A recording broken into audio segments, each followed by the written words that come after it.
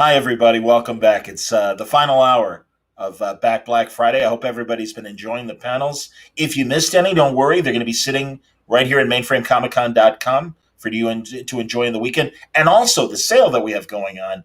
We need to remind everybody. Do you mind, Alec, put the crawl up and leave it up for the hour? It's okay. Because we want to direct people, too. We're selling some great art here at the website. And it's not just for tonight. It's going to go on through December 4th.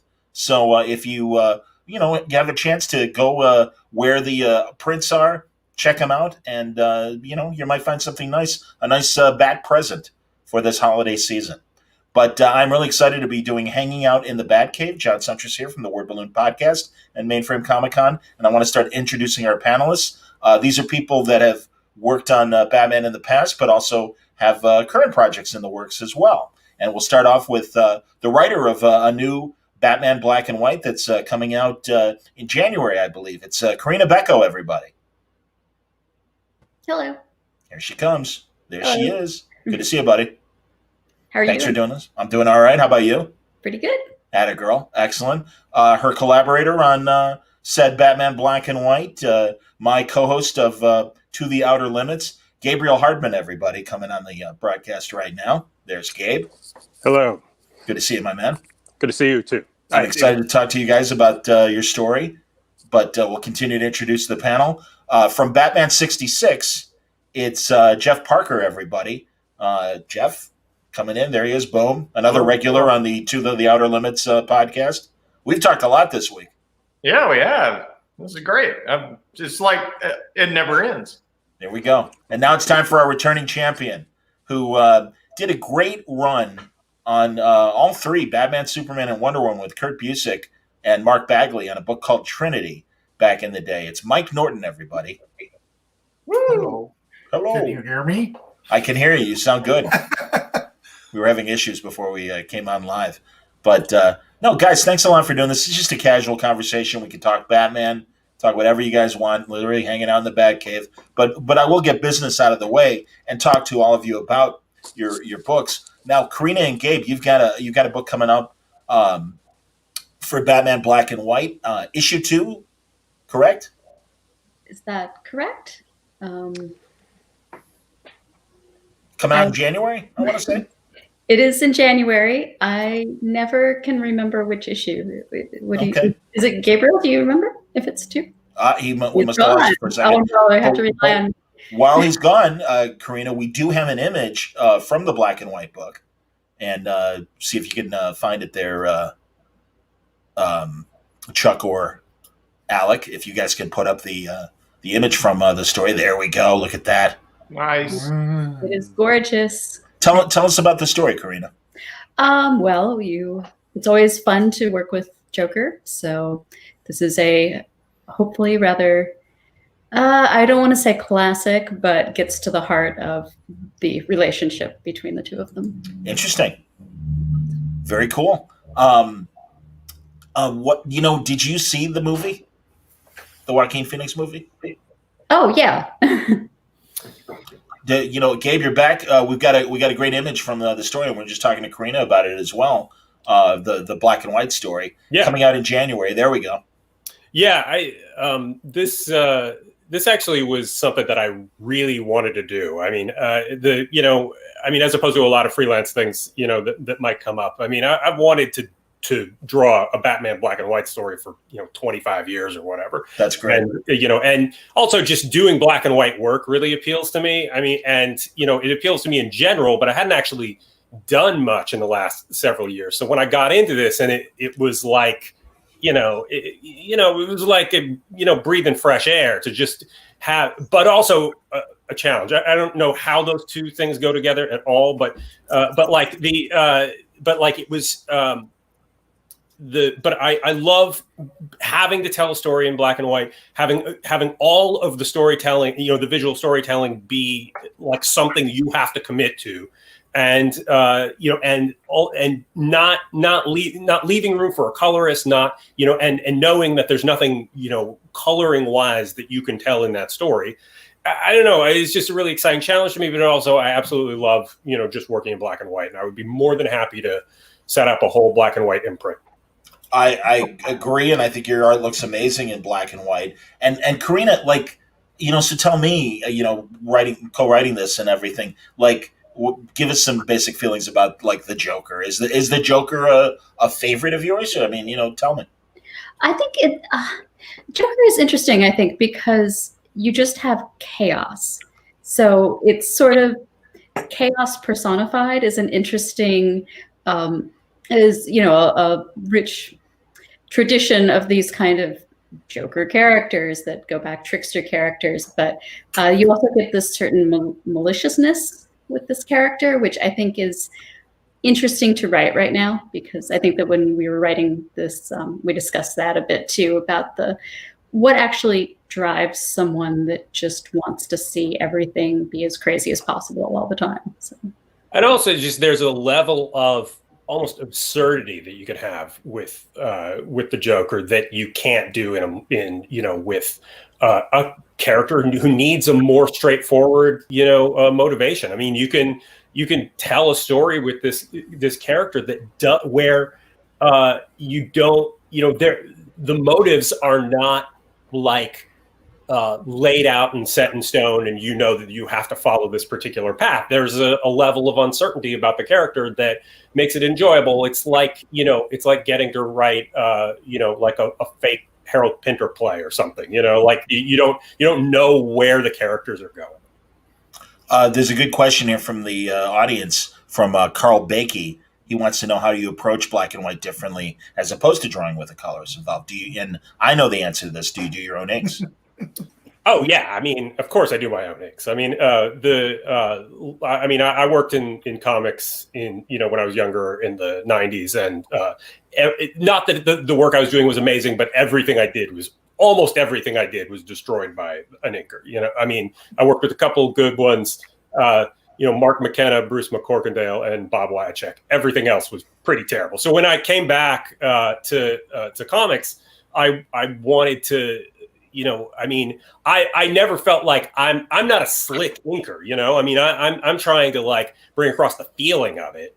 And, and I actively work against the slickness, and I like texture, and I like, and I like to just have the emotion come through the feel of the inks. It definitely is different when you're just working in black and white, and it limits your toolbox in a certain way. Storytelling toolbox. But I like that. I like limiting things. I like putting, you put limits on stuff. It makes you, think about it differently. It gives you a different structure to work in. And I think that was always valuable. Mike, have you had the opportunity to do much black and white stuff? I mean, no, I haven't, but I'm a big fan of the limits that Gabe's talking about. Absolutely. I feel like parameters inspire, innovation. They make you think out. When you're given a limited amount of things that you can do, you start to use them more creatively. And I really like that about that sort of thing. I haven't done it wasn't up until recently that I started even using shadow and stuff in my artwork. I used to be a pretty open line kind of, Mike Waringo copycat. So sure. Recently when I started, it's weird. Like once I started working digitally, I started getting rougher and playing around with textures and shadows and stuff like that. It's strange. I don't know if that's necessarily an evolution everybody makes when they go digital, but it worked for me. So yeah, I mean, it seems to me like usually the people get even slicker when. Yeah. And ironically, that's why I started doing it, because I was never hired to ink my own stuff early on, and I said, well, I need to figure out a way to get better at this inking job thing. Right. So I started working digitally, and I was like, oh, it corrects my brush and everything.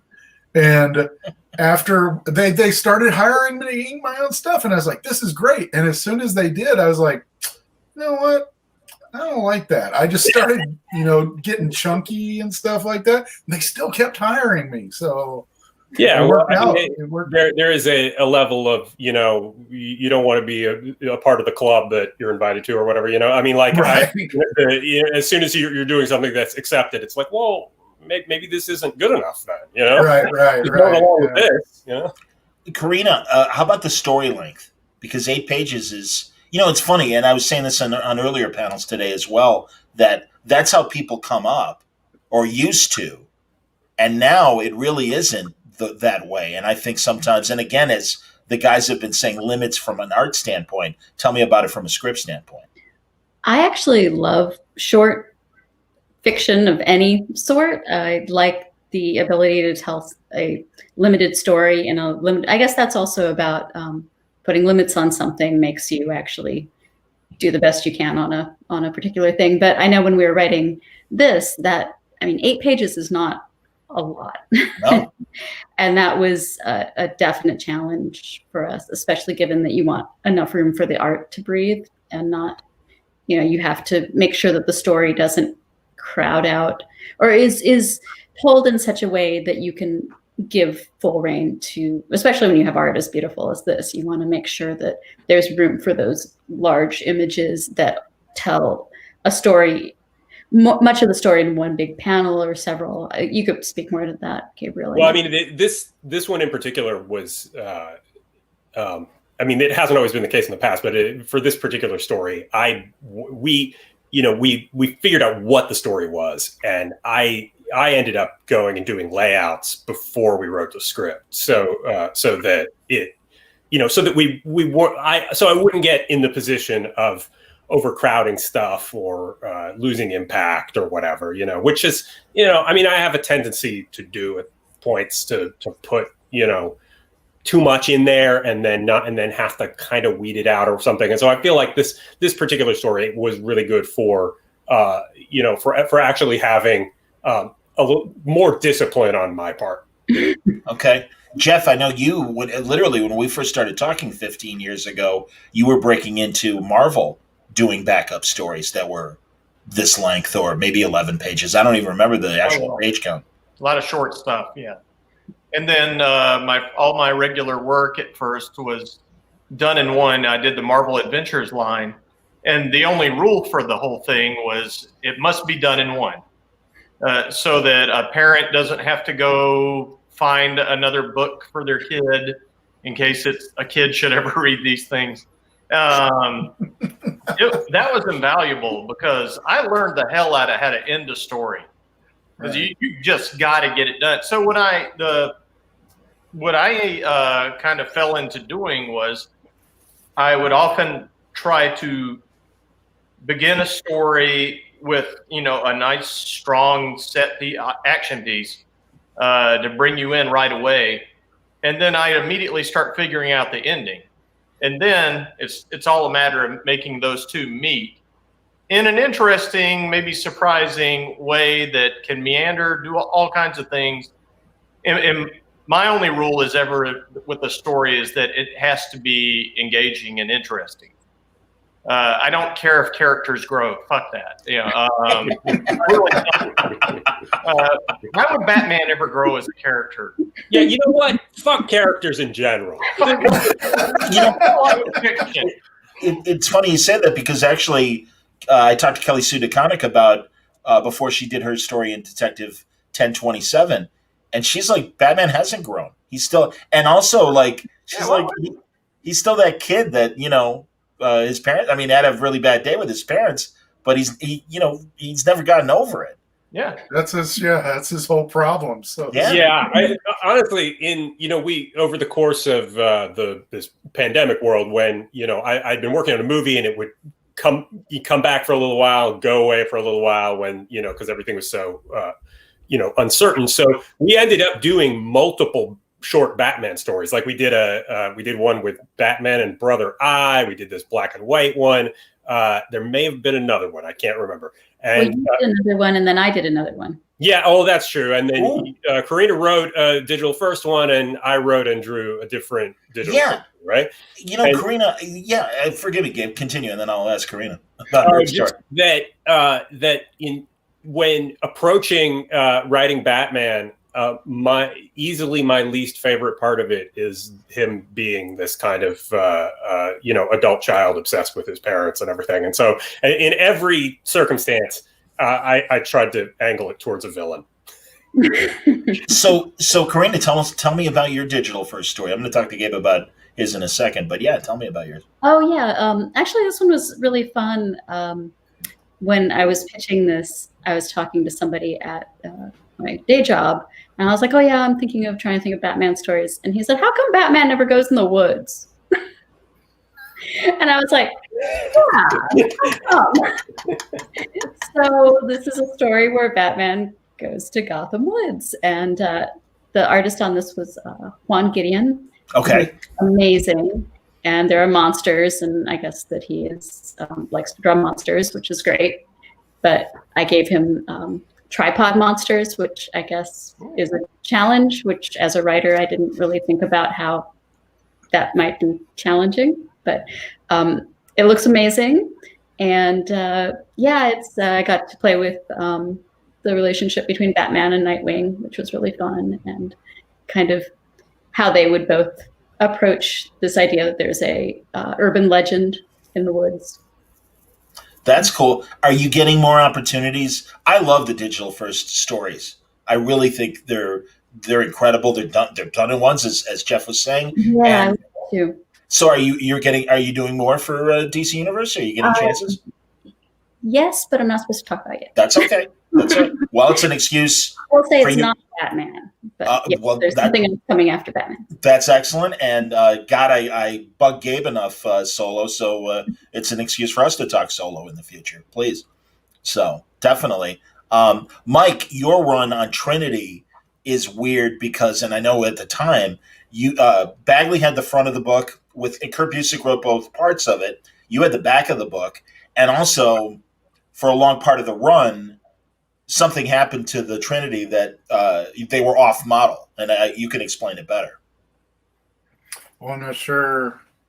Weren't they like kind of in some like under some sort of magic where? Yeah, the whole point of that series was it was like Kurt examining Wonder Woman and Superman and Batman as sort of like deities and rather like more of like forces of rather than the actual superheroes. And so most of the stories that us backup artists, like it was me and Scott McDaniel and why can I not think of the third person? That's terrible. God, I didn't remember Scott doing it either. I only remember. Yeah, Scott McDaniel did a lot of the stuff that had to do with like Gotham and stuff because he's, that's kind of where he comes from. Oh yeah. I did a lot of the, a lot of the Adam Strange kind of like a lot of the superhero stuff that was in the middle, Hawkman and didn't fit in like Metropolis or Gotham, which is kind of appropriate, I guess. But the whole point of that series was being off model, pretty much. I think in my career I've only done Batman 3 times, and that was in that book, in the Judd Winick Green Arrow book, and just this past Batman annual with Tom. So that was the only 3 times I've actually drawn Batman. So I probably shouldn't be on this panel. No. I wanted you. That's not true. In fact, we have your Trinity 48 cover. That is an really? Yeah. So yeah, back when I couldn't draw. Yeah, don't look at that. Why? Pre-digital inking? Oh, I'm kidding. I just that's some of my first work. So no. Was it pre you working digital? Yes, it was actually right in the middle. I started. It's funny because a lot of those backups I got. Because I've been really lucky. I've been inked by like Sienkiewicz and Jerry Ordway and stuff like that, and those are kind of collaborators that really leave a mark, obviously.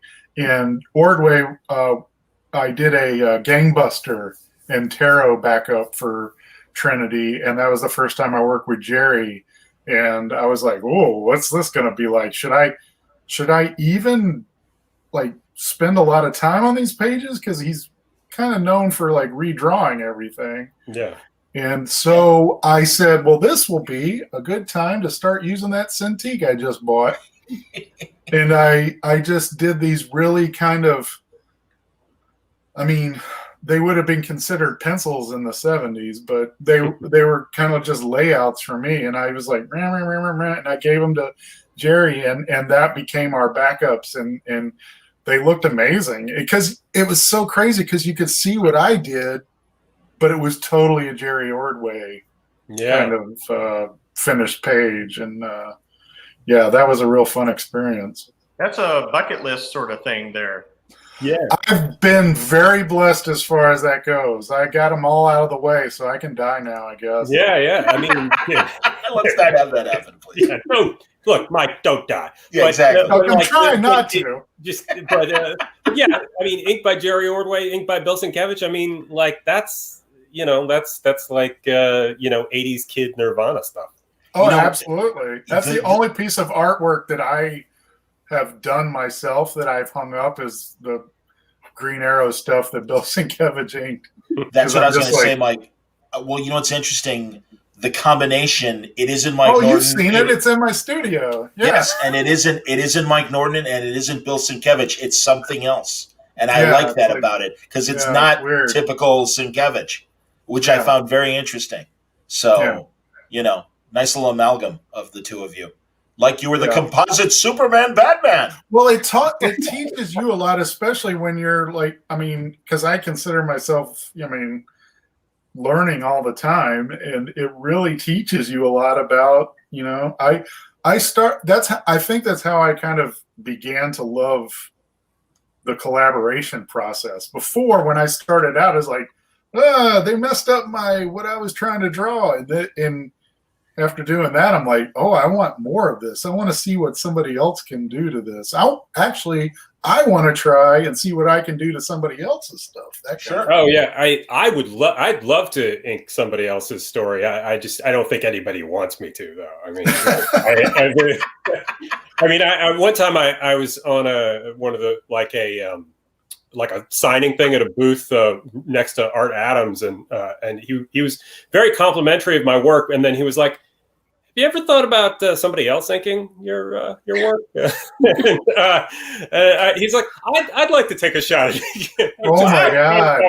All he's saying is you're a terrible inker. But look, but still, I still appreciate it. It's Art Adams; he can say whatever he wants to. Jeff, I've been neglecting you. I want to talk about Batman 66. I like listening to it. It's like, it's funny. Like, I've also been lucky that way that when I started out, I was working as an artist. Yeah. And I didn't like inkers any more than Hardman did.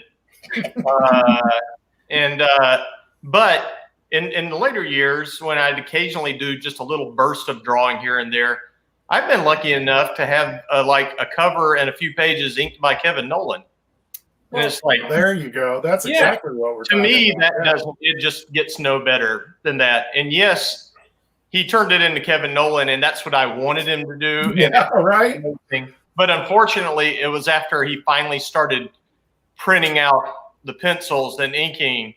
So I didn't get any Kevin Nolan art out of it, which is a big burner on. I get to look at it, but it's not on the wall anywhere. So. But I mean, the people that we're talking about, every one of these, your Jerry Ordways, your Sienkiewicz, your Kevin Nolan, these are all guys who can do the whole job. I mean, they're not, they can draw and they can tell a story, and they bring they can color it, they can letter it. Yeah. That's no awesome. one can do the logo. It's they're amazing. Yeah. No, I agree. I finally talked to Kevin Nolan for the first time for Baltimore Con last month. Great guy, and it's super cool. Absolutely, man, and brilliant artist. So Jeff, beyond art, let's talk for a minute about Batman 66 because we had a nice long conversation about it a couple nights ago. Everybody that's watching, and if we can, he and I did the solo thing, but let's put up some covers of Jeff's stuff. There you go. And what a great now you see. There's a great combination of stuff because we got the regular Batman 66 book. We also have one of the great covers from the crossover with the Man from U.N.C.L.E. But I love this because it's got characters from the TV show, but also like a great Batgirl right there, and of course beautiful Adam West art. But yeah, just that whole experience of doing Batman 66. Tell us what it was like. There you go. It was going back to doing short stories. What was so cool about it was, as soon as I got that job, everyone called me like I'm in charge of DC or whatever, and gave me the same story. Like, this is how I got into comics. I watched the show as a kid, and I sought out Batman comics, blah, blah, blah. So I was in this rare position you never get in, where I was able to just kind of like talk to almost everybody I wanted to. Like, what ones did you like? What did you enjoy? And a lot of people would come to me and tell me, like, I always really like this. And then I'd talk to Jim Chadwick, the editor, and if he okayed them, I would craft a story based on, what they like. Because it's like, it's great that I got to do this for 8-year-old me, who's in there somewhere, not letting me turn the job down. But also got to do it with those artists. And, so we brought in a huge variety of people. Norton, I'm sorry you didn't get in there. I don't know what you were doing at the time. You're always avoiding it now. You're on my list. You're on my list. It's actually a running joke that he and I never worked together. But like, we had interesting things like Dean Haspiel was talking to me one time at a show, and he goes, Shelley Winters was my godmother. She taught me how to swim and everything, because he's from some weird family that's super connected. Yeah. And I said, you know what? I wasn't going to do a Ma Parker story, but we can't pass this up, So I wrote a Ma Parker story for him. I'm trying to think of some others that I based on, I just got to, like, Brent Schoonover. I just thought that guy needs to draw Solomon Grundy. So, Solomon Grundy story and everything. Yeah, it's so rare that you get to actually tailor stuff for somebody, and they're all short, so it didn't take people that long. At most, maybe they did, 2 10-page segments or something like that. But I started with my good friend Jonathan Case on the series, and he was super important in setting the tone for the entire thing. Put up those images of the covers again, because Jeff can, the second group, guys, so Jeff can talk about Jonathan some more. Those covers, yeah. Because the middle one, certainly. Okay, the one on the left, that's Mike Allred, cool. regular cover artist for the series. You know Mike. Alex Ross on the right. Yeah, and that was Alex Ross, of course. That was a surprise. No one told me that was coming. And then the one in the middle was the variant #1 that Jonathan did. And those were like the first images for the book ever drawn. They weren't really super familiar with this stuff, even though I think Jim Chadwick had just bought the Green River Killer and was liking the book. Yeah. And drew Real Serial Killer up here in the Pacific Northwest. No, I remember that book. That was a great book. Yeah. A really good book. And so I was talking to Jonathan. I I hate to ask anybody to draw something, but we all always have to audition. That's just the nature of the beast. And he didn't care. He was like, he had just got through doing Green River Killer and something at Dark Horse that was also very heavy material.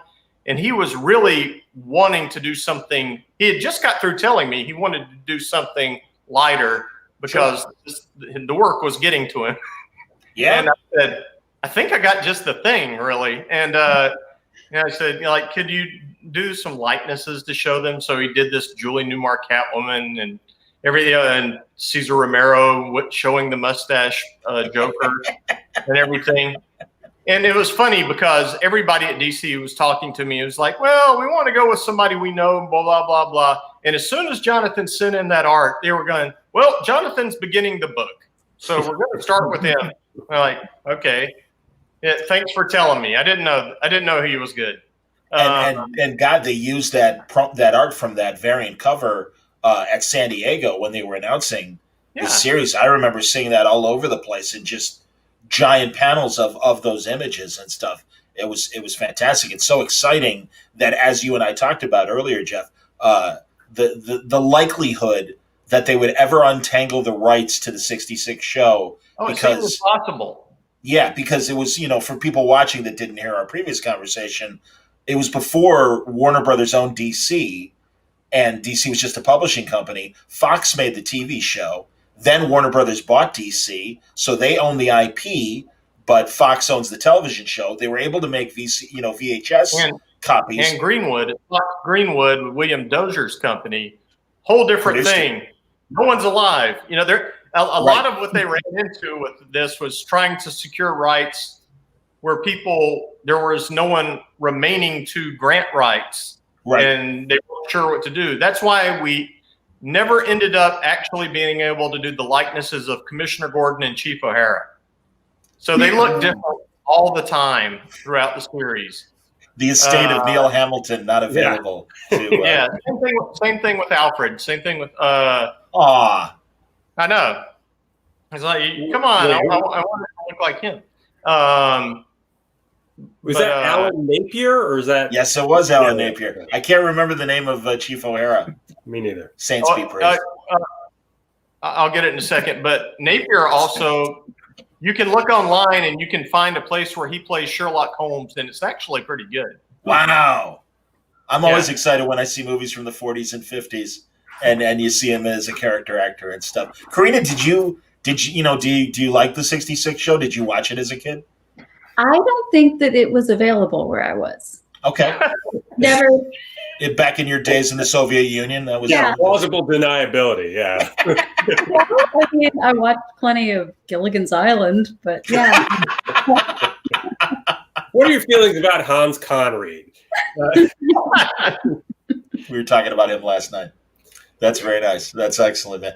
Now, that's surprising. Hans Conrad never showed up on the 66 Batman show. He would have been perfect for that. Huh. If you were a friend of William Dozier, you showed up as a villain on that show. Well, and it's interesting because kind of like how Doctor Who came when it was rebooted in the early 2000s, Batman was the it show for 2 years. And so, you're right. They were the friends of William Dozier. But then Jerry Lewis is popping out of the window. Sammy's popping out of the window. Lurch, as we talked about the other day, was popping out of the window. Ted Cassidy. I mean, it was crazy. Warner Kempler. Yes, as Colonel Clank. Yeah, actually, when you describe who was on the show, it sounds like it was aimed at 50-year-old men in 1956. You're not wrong. Like, hey, Sammy's here. We got Werner Klemper. So aimed at me. What do you want? We got it all. I mean, would you ever? Go ahead, Mike. I'm sorry. No, I was just saying. I loved every second of it. That was all the reruns I was watching as a kid, so I totally got all of it. Well, we're like Rudy Valley. I saw, those guys in like Cannonball Run, and I was watching Hogan's Heroes and stuff. That was all on TV. And my mom woke me up at like midnight so I could watch the Batman movie on WPTY in Memphis. And wow. Yeah, I was like, wow. And then I was like, then I started reading the comics though. And I was like, what the hell is this? Yeah. It's like, these guys are way too goofy for teenage Mike Norton. Well, I always say there's 3 stages of Batman 66. When you're 5 years old, it's straight up action and drama. It's the greatest thing ever. And then around adolescence, you're like, this is corny. I'm not watching this. Yeah. And then somewhere like around high school or college, you're like, wait a minute, it's supposed to be corny. These guys are geniuses. They are doing an amazing comedy show. And then that's where now I am now. Yeah. I mean, the story I did in the Junior is writing this. This is good. Yeah. The part of like the annual that I did with Tom this year. I mean, it was supposed to be a separate story, but Lee Weeks couldn't do it, so they just added on to the story he was already doing with Jorge Fornes. And I was like, it's essentially Batman show because it's Alfred's account of a day in the life of Batman. And so it's just like Batman playing football, Batman, fighting alligators, Batman helping old ladies cross the street, Batman, it's all that stuff. Batman fighting giant robots, that kind of stuff. And I'm like, you know what? Teenage Mike Norton wouldn't have liked this, but I'm old enough now. I think this is cool as hell. Yeah. So my part is that's my favorite part of that whole book. Jorge and Tom had like this serious noir detective story at the beginning. I'm like, that's real cool. But I had Batman fighting against dirigibles and, guys with like cookies and stuff like that. So understood. I want to take a question from the audience from Saki, the sock puppet. It's right there at the bottom, guys. There it is. For Around the Horn, everybody, what's the biggest Batman character that you might have a difficult time with, and why? And feel whoever wants to jump in first, and we'll go clockwise from there. That's we're so polite. I tried to work out a Penguin story for to pitch for that digital book, and I could not find an angle on the Penguin at all. Interesting. Like, I don't. It feels like, yeah, he's sort of just a gangster, but he doesn't. But he kind of has some, he has some kind of angle to him, but I don't have any idea how that translates into kind of a hook for a compelling story. So fuck the Penguin. That is true. Burgess Meredith is spinning in his grave right now. I love Burgess Meredith. Burgess Meredith. Nothing against Burgess Meredith. No, he was the man. Burgess Meredith is not the Penguin. He just played him. Exactly. Oh, it's kind of like Leonard Nimoy. I am not Spock. All right. No, I didn't know that. I appreciate the clarification. Whoa. Thank you. That wasn't the Penguin in Of Mice and Men with. Do we have to digress and I go into a whole spiel about Burgess Meredith's Broadway directing career here? Because I could. Or his many love affairs, apparently. I read his autobiography. Quite proud of his encounters, let's put it mildly. Oh, wow. Well, I won't be reading that autobiography. Paulette Goddard among the women that... The erotic adventures of Burgess Meredith. Soon to be a Blue Water comic book. I look forward to it. That's going to be fantastic. Oh, my God. That's great. Anybody else, like a Batman character you can't get your head around, guys? He's right. It is definitely the Penguin. But interesting. But no, I often shied away from putting Penguin in much of the book. I liked him better as a supporting character. I feel like he works good as this kind of constant background figure. He's in the crime scene. But also, let me just go big and say, screw the Joker as well. I am sick of him. Right. I've seen. I don't know what I don't want to see more. Batman's parents dying or the Joker just being there, And unless, my caveat, if someone would actually go back and do the Conrad Veidt by Joker, where he's kind of this just creepy, quiet guy, instead of getting all up in your face and blah, blah, blah, and just trying to show, he was just kind of weirdly creepy. Oh, God, yeah. That original story in Batman issue 1. And like you said, so Conrad Veidt. Obviously, that's where Jerry Robinson was going for. You're looking right at a movie still. And it's like, why not try that Joker for a little while? And or put a hold on him for 5 years or something. No, I understand. I feel like Danny Elfman patterned his whole life off of that guy. You're not wrong. Watch any Oingo Boingo video. I think you're absolutely right about that. That's funny. So, I mean, Corinna, any characters come to mind that you would struggle with Batman-wise? Yeah, actually, Nightwing. I had previously a while back been asked to pitch something for a Nightwing thing, and I just couldn't quite get it right. And so then with this one the digital one, I was like, damn it, I'm going to get Nightwing right. That's awesome. That's great. Feel like I have finally made peace with that character, but previously that would have been up to about a couple of months ago. I'd say that would have been my answer. That's it, and I agree with what you guys are saying about the Joker. However, I do think James Tynion with the Joker War actually told an interesting story. And yeah, I mean, no, it's like every time a really good Batman writer comes on the book, I'm always like, God, I don't know what. I mean, what's left to say after 80 years with the regular rogues? And I like what James is even doing, spinning out of the Joker War, coming up with not only Punchline, but Clown Killer and Ghostmaker. And Ghostmaker I really like in particular. I think he's an interesting character, and I think 2021 is going to be very cool. I'm jealous of the name. Which one? Ghost of which one? Punchline. I was like, oh, yeah. That's a good character. Good job. Absolutely. And in fact, mentioning Punchline, we've got Art. I have to make sure that I say her name right because she's on my list. Mirka Andolfo is selling prints of Punchline from her one-shot that just came out a couple weeks ago. There they are. Outstanding. Look at it. I love the one on the right that evokes the Alex Ross Joker Harley. Oh, right. Yeah. That's what they're going for in that. And yeah, I mean, and really, again, could have been this throwaway character, but she's no Harley. I mean, she's very much her own woman, and it's very intriguing. I give James a lot of credit for coming up with these 3 new characters that are going to mess in the Batman universe for, definitely the majority of 2021. It's going to be interesting. So, let's see here. Is there another? What was another good question here? Well, actually, Greg McKean makes an interesting statement and does have a question and says, I think what makes DC Elseworlds so memorable, Batman can grow or at least come from a different background and still grow into Batman. Do you have a favorite Batman Elseworlds story? I'll start off and say I love the one that, God damn it, Eduardo Barreto did, where Superman grows up to be Batman.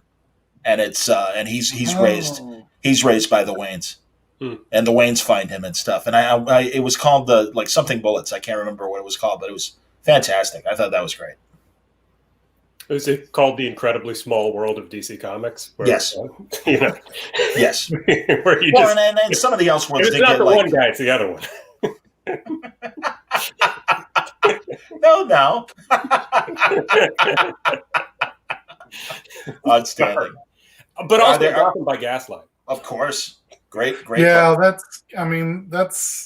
essentially that's what started Elseworlds hangs its hat on that, doesn't it? Absolutely. I mean, it's the reason it exists. No question. Totally. And, Silver Age had every now and then interesting imaginary tales prior to the Elseworlds title and stuff. And then sometimes, and again, they also did that one where Bruce is raised by the Kents after the parents die, I believe. I remember that Silver Age story. But anyway. And he starts farming harder than ever. Yeah. Very determined farmer. My favorite Elseworld story? The Killing Joke.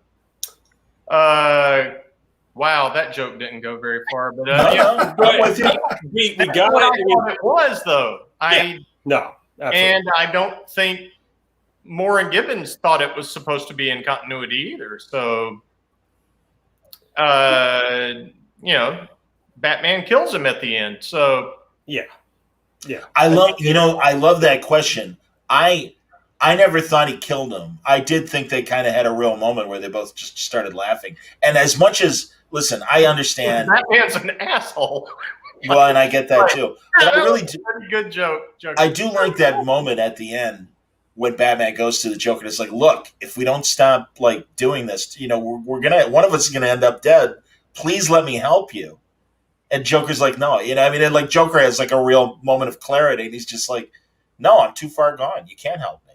And then he tells his joke, obviously, but hence the Killing Joke. But no, I thought that was that one moment. I think is a really strong moment in Killing. It's funny. Everybody, that came up again because I think Grant Morrison brought it up in an interview, and then everybody started arguing about it a couple of years ago online. Mm-hmm. And as I remember at the time in the 80s, me and my friends, we all assumed he killed him. Interesting. We didn't think it was a big deal because we, again, did not think the book was in continuity. Sure. We thought it seemed like a one-shot. And it's like, oh, he's like, Joker's making it clear he's never going to stop. And the reason that they pan down and the laughter stops is because his neck just got broken. And I like it that way. A happy ending where the Joker dies. I love that moment in Dark Knight, the original Dark Knight story in the 3rd issue, where the Joker kills himself and Batman's stuck with the corpse, and essentially it looks like Batman just killed the Joker. I thought that was a great moment. So, and also even in the movie, I did appreciate the callback to that great scene that in the comic happens in the Letterman audience, where Joker kills everybody in the audience and everything. I think that was a chilling moment. You know, Corinna, I started asking you, and I really want to hear everybody's thoughts on the movie, the Joker movie. Do you really? That sounds like we're going to go for another hour. You want to hear his? Now I do. No, I didn't see it. Okay.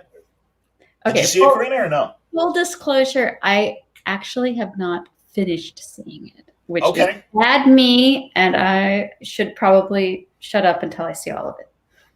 No, and I don't want to spoil, obviously. The one thing that bothered me is being an older movie fan.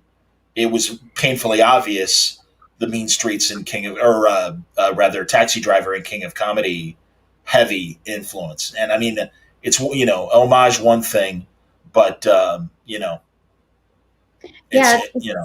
It's interesting, though, the way that it has sort of this crossover appeal to people. I've talked to a lot of people who are not comic book fans and also not comic book movie fans. Yep.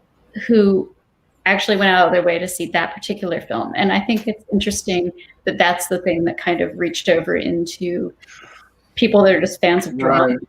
Yep. Well, that angle is new to those people. Mm-hmm. Absolutely. Like, for anybody else that has read or seen a comic book movie, they've been there, done that. So. And if they're under 40, the likelihood that they haven't seen King of Comedy or Taxi Driver. Yeah. So it is fresh to them.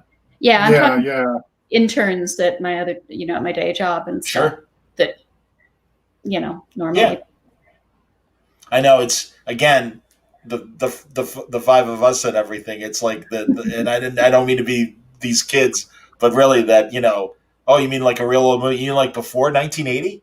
And it's like, yeah. Well, try before 2015 for some. I mean, yeah. I mean, I think that there's an element of this stuff where, forget it.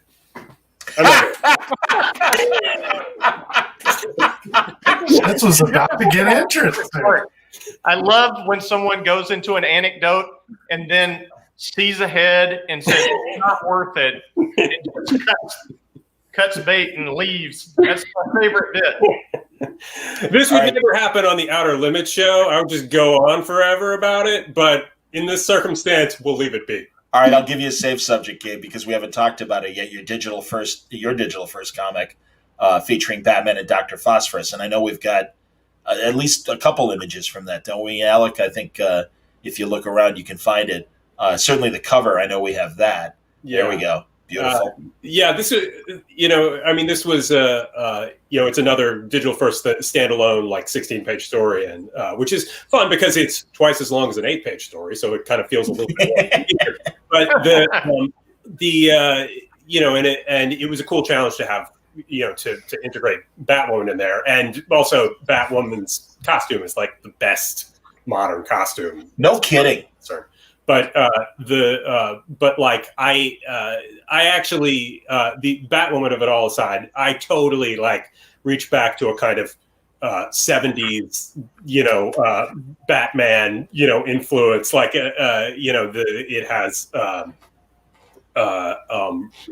Rupert Thorne in it, and who is a kind of 70s era Batman, Gotham City politician, and Dr. Phosphorus. I just I can pretend like I had elaborate great reasons for Dr. Phosphorus, but really I just like people whose skeletons show. I mean, I like drawing skeletons. And I feel like, if you could have like a guy, if you have a character who is a walking skeleton, that's basically just like money in the bank. Also, he's leaking radioactive blood throughout the entire story. So you put those things together, and I just feel like that's that's the kind of solid, Batman digital first entertainment that everybody needs. Well, then we're looking forward to your Mr. Bones, Dr. Phosphorus crossover for the DC Universe, skeleton versus skeleton. Yeah, they have my phone number. Hey, single me out so I can show this image that I meant to send. And I know Gabe gets sick of me like bringing it up, but if you could tell, and forgive me for the reflection, there it is. So you can't see the face, but essentially that's Orson Welles as Batman. Oh, I've seen that. Yeah. And it's one of my favorite commissions that I've ever seen Gabe do. So Third Man era, like the late 40s, post-war Orson Welles. But yeah, I'm a big fan of that one as well. So let's see if we've got other good questions here. Someone likes Norton's dogs. Yeah, I saw that. Comics Misexplained loves Mike and his pug love. He's got 2 black pugs that are my children. Yeah, absolutely, man. No, that's awesome. Saki the Sock Puppet asks right above that, ever thought of doing the adaptation comic of the upcoming The Batman movie? If so, what would make the comic to be so interesting for you and why? Just a curious question. I'll before you answer, I do find comic book movie adaptations, interesting from the scripting standpoint and the artists. And I mean, God, Jerry Ordway, in fact, as we mentioned him before, did the '89 Batman one. And Chuck Dixon and I back in the day talked a lot about various adaptations that he did, So, I broaden it just in terms of not only the Batman movie coming up, but movie adaptations at all. We can go around the room and see who would want to do it and who wouldn't want to do it. I have a feeling I know who wouldn't want to do it. What? Come on. What? Just because you think I respond negatively to every single thing, just because I was shaking my head while you were asking the question? Jeez. Mike, what? There we go. I didn't know if I sent it or not. Thanks, everybody. That's what you guys have it. It's like he's standing in the little alley, the little thing from the Third Man. Absolutely. Mike Norton, what are your feelings about doing like a movie adaptation of the comic? I mean, I don't have a burning desire to do one. I feel like when I was younger, like when Ordway did the '89 Batman, they were a different thing. I feel like they were using like different scripts and stuff too. Yeah. Like it was like reading the novelization of a movie, and you would get something else than what you were gonna see. And now they're much more integrated, like Happy Meal sort of tie-in kind of things. And I hear you. I feel like it would be a like nightmare approval wise as far as likenesses and stuff. And that is not a very fun thing for me. So no, I can't imagine that's too fun for anybody. Voice of experience right there. That is they're all licensed comics, but that's a licensed comic. Yeah. So, yeah. That would be really hard. Yeah, I mean, the great thing about that Jerry Ordway one is that he just does beautiful art, and the art. Yeah, that's the thing. You just want to. It doesn't matter what it is. You're just going to look at it. So. Yeah. No, I agree with that. What are the royalties, you think? What's that? What are the royalties, you think? Though, how hard are they going to push this? That's the other thing. Well, that's the thing. I mean, I feel like there's probably adaptations that you don't even know existed. Who knows how much they made on them? I don't know. Chuck told me about Wild Wild West being that they were going to adapt that. Will Smith would never approve his likeness, so that's why thankfully we didn't get that one. I remember that story. I didn't know about that.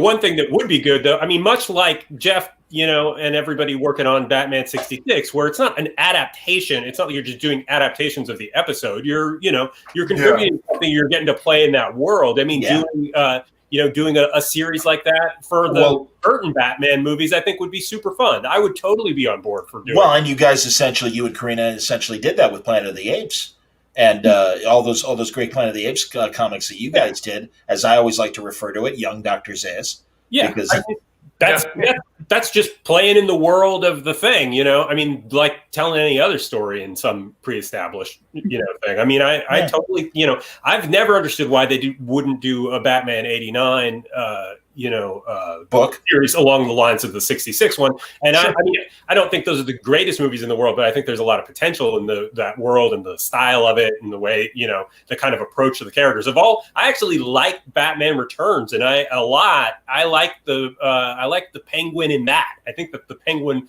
works as this, this kind of grotesquerie in a way that, those movies are all about the visuals anyway. Yeah, absolutely. That's all it is. But then most Burton is like that. Yeah, and if you did, spin-off stories from that, I mean, that gives you the opportunity to take that style and take that world and then tell stories and compelling. Yeah, like what if Burton did Clayface, that kind of thing. Sure. Yeah, or what if he had a good script, things like that.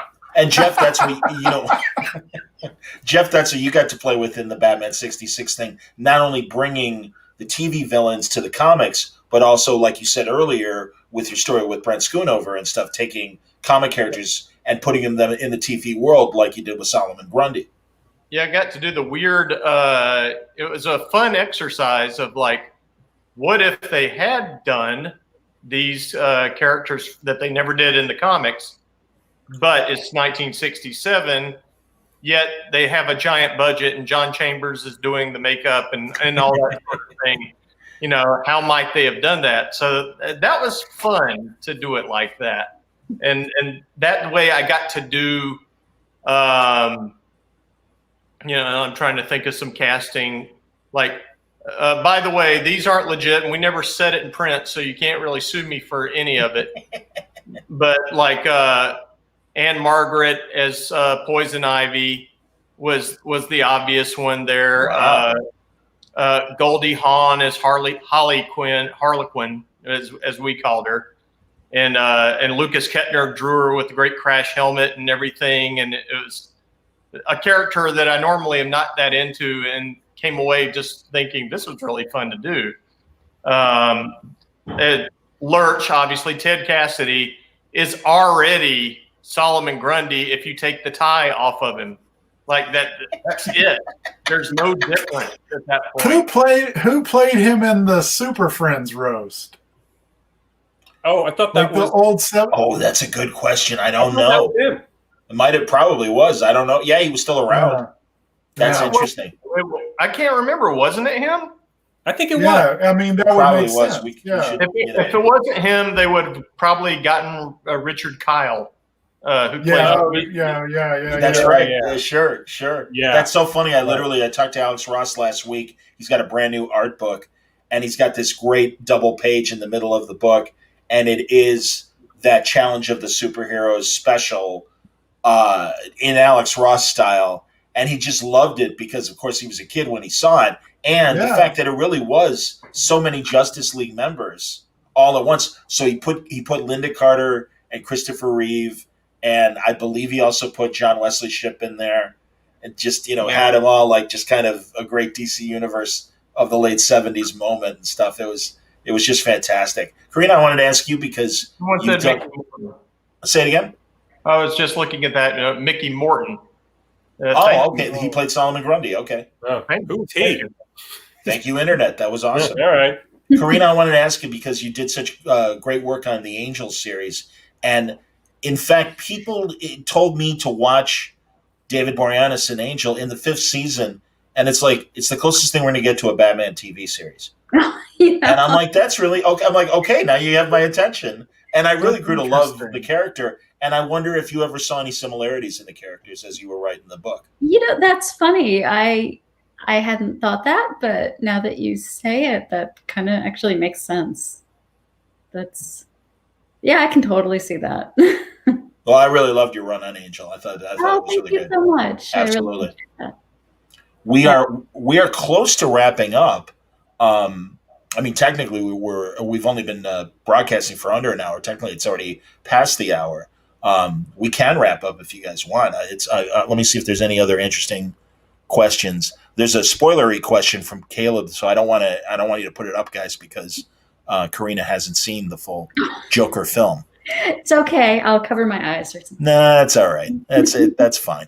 It's an observation, and that's fine. I'm sure you'll reach the same conclusions as our viewer did.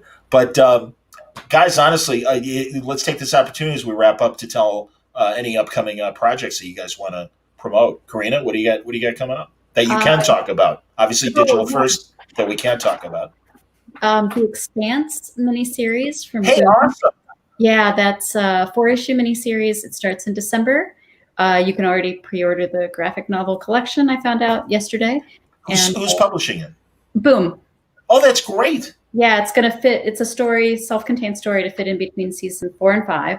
Terrific. So, yeah, it's turning out great. Art by Alejandro Aragon. I hope I didn't butcher saying his name. And it looks great. And it's actually been a dream to work with them license-wise. I know we're talking about the licensing, and they're actually really cool. So that's awesome. Like that show, they really care about that show, which is great. And did I read correctly that their 6th season is going to be the last season? As I understand. I read that too. I don't have any insider intel, but I read that on Twitter. Exactly. Yeah. Exactly. So it must be true. Yeah. Fake news. Parker, what do you got coming up?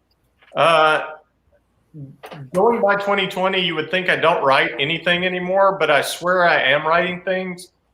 But the only thing that's been officially announced is next year, Ninjak for Valiant Comics.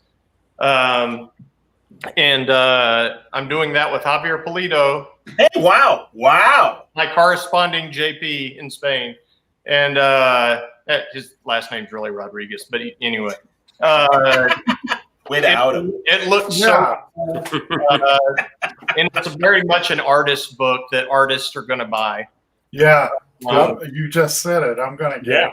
Yeah, that's fantastic. I like the character. That's exciting, Jeff. I look forward to talking to you about Ninjak. That's going to be great. Yeah, it's like I'm trying to think. Most recent Batman things I did were some tie-in, some toy-related things they sold at Target, where I got to fight King Shark and characters like that. That was actually fun, but I don't seem to have any with me to hold up right now. Okay. So I'll just say that. Very cool. Mike?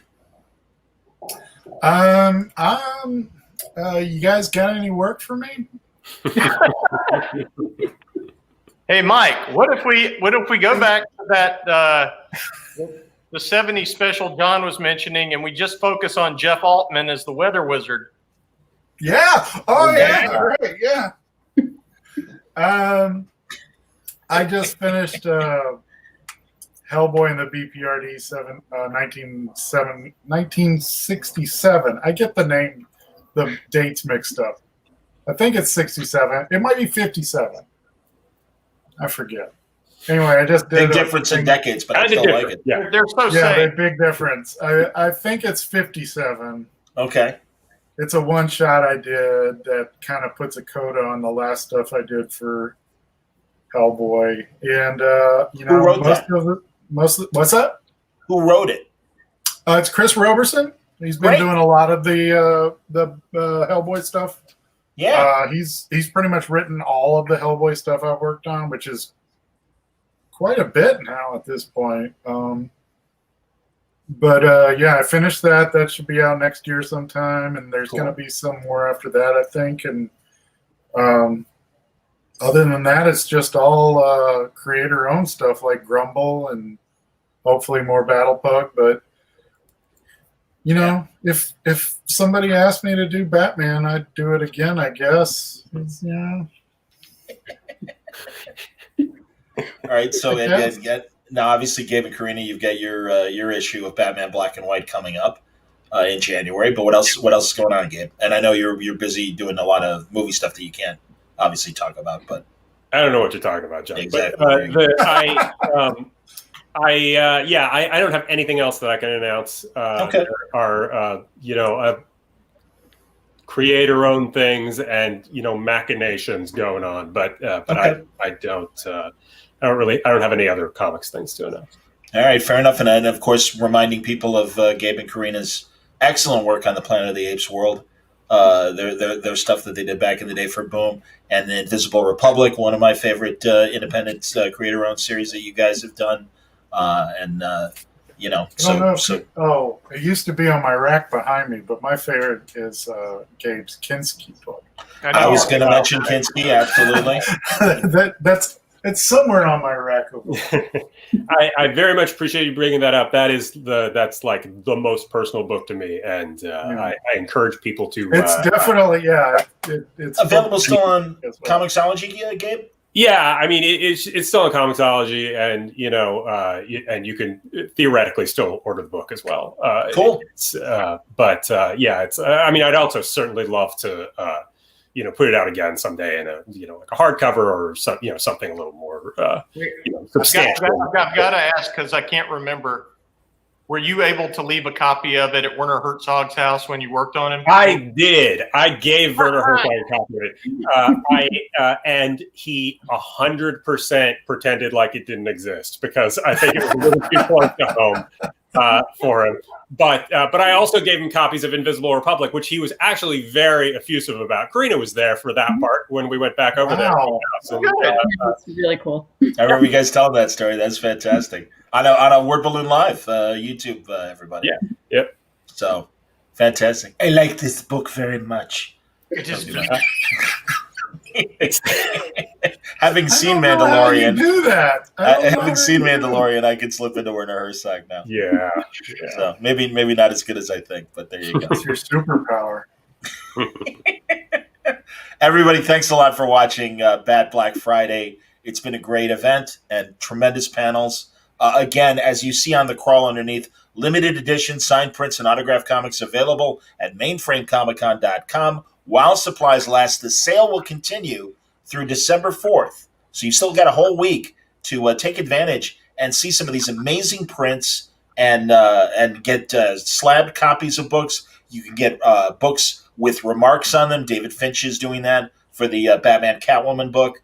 It's fantastic and a great sale. And we really appreciate your support and your eyeballs all evening on this Black Friday.